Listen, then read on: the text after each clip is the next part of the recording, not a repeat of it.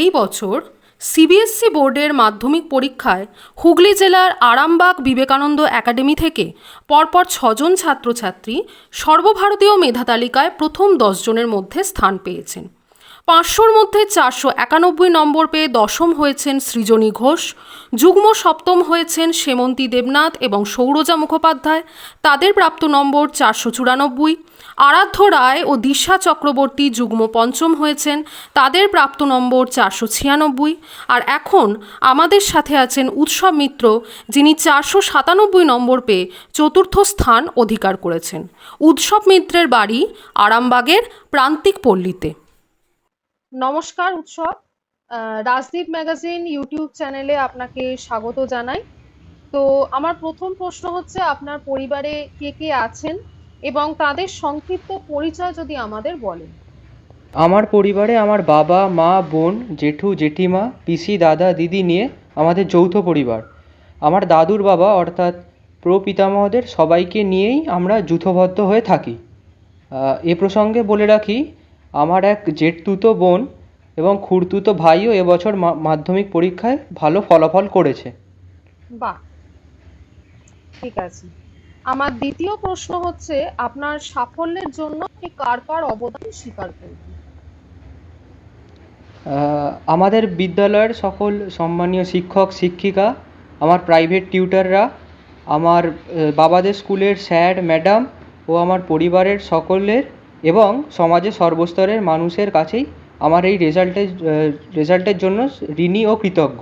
আমি কিছু সময়ের আগে রামকৃষ্ণ লোকে পাড়ি দেওয়া আমার দাদু বিজলি বিকাশ মিত্র, দিদা মায়া বসু ও দাদা প্রাবিশ মিত্রকে আমার এই মাধ্যমিকের রেজাল্ট উৎসর্গ করছি। আচ্ছা, আপনার বাবার পেশাটা যদি একটু বলেন। আমার বাবা শিক্ষক, একজন শিক্ষক, ইংরেজি শিক্ষক বাবা। তো পরীক্ষায় শুধু ভালো নম্বরই নয়, আপনি দেশের মধ্যে চতুর্থ স্থান পেয়েছেন। তো এটা যেমন একদিকে আপনাকে আনন্দ দিচ্ছে, অন্যদিকে তেমনি দায়িত্ব বাড়িয়ে দিচ্ছে। তো দ্বাদশ শ্রেণীর পরীক্ষার জন্য আপনি কিভাবে প্রস্তুত হচ্ছেন? যদিও আপনি এখন একাদশ শ্রেণীতে পড়েন, তো পরবর্তী পরীক্ষার জন্য নিজেকে কিভাবে প্রস্তুত করছেন?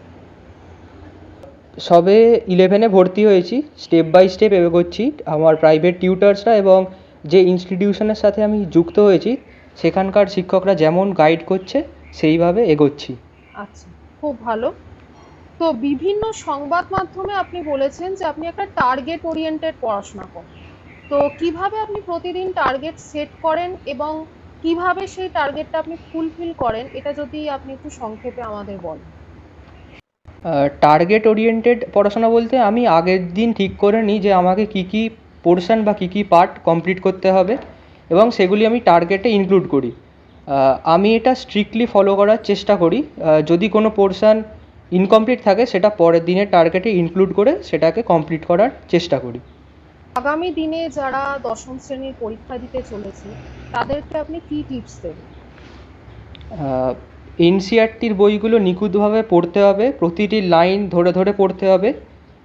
এইটা করলেই স্টুডেন্টরা ভালো ফলাফল করতে পারবে। এছাড়াও যে প্রিভিয়াস ইয়ার কোশ্চেন সেইগুলো মানে ভারতের ভেতর যে কটা সেট আছে সবগুলো প্র্যাকটিস এবং অনুসরণ করলে স্টুডেন্টসরা ভালো ফলাফল করতে পারবে।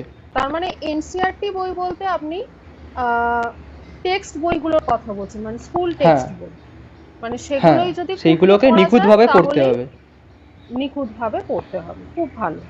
হ্যাঁ, তো ভবিষ্যতে আপনি কি হতে চান? মেনলি নিট পরীক্ষা দেওয়ার ভাবনা আছে। এছাড়াও আদার যে কম্পিটিটিভ এক্সাম যেমন জেইই ইত্যাদি এগুলো দেওয়ারও পরিকল্পনা আছে। Channel Rajdeep magazine YouTube channel, যার এখন বর্তমান সাবস্ক্রাইবারের সংখ্যা প্রায় 750 দিকে, এবং এই চ্যানেলটি অনেক মানুষের ভালোবাসা পেয়েছেন, অনেক মানুষ প্রশংসা করেছেন, অনেক ভিউয়ার্স হয়েছে। তো এইরকম একটা চ্যানেল থেকে আজকে যে আপনাকে ইন্টারভিউ নিতে পারছি সেই জন্য আমরাও খুব আনন্দিত। আপনি আমাদের এই চ্যানেলের প্রতি কি বার্তা দিতে চান? শ্রীরামপুর থেকে রাজদীপ ম্যাগাজিন ইউটিউব চ্যানেল আমার সাথে যোগাযোগ করেছেন, এতে আমি খুব খুশি। এনারা বিভিন্ন ধরনের সংবাদ পেশ করেন এবং তার জন্য আমি সকল মেম্বার্স, রাজদীপ এই ইউটিউব চ্যানেলের সকল মেম্বার্সের প্রতি শ্রদ্ধা, ভালোবাসা ও প্রণাম জানাই। আমি আগামী দিনের এই চ্যানেল আরও যাতে বড় হয়, আরও সফল হয় এই কামনা করি এবং তারা যাতে ম্যাক্সিমাম লোকের কাছে ছড়িয়ে পড়ে এই কামনা করি। অনেক ধন্যবাদ উৎসব। আপনার মূল্যবান সময় যে আপনি আমাদের দিলেন তার জন্য অনেক অনেক ধন্যবাদ। আপনি খুব ভালো থাকবেন। নমস্কার। ধন্যবাদ ম্যাডাম। ধন্যবাদ ম্যাডাম।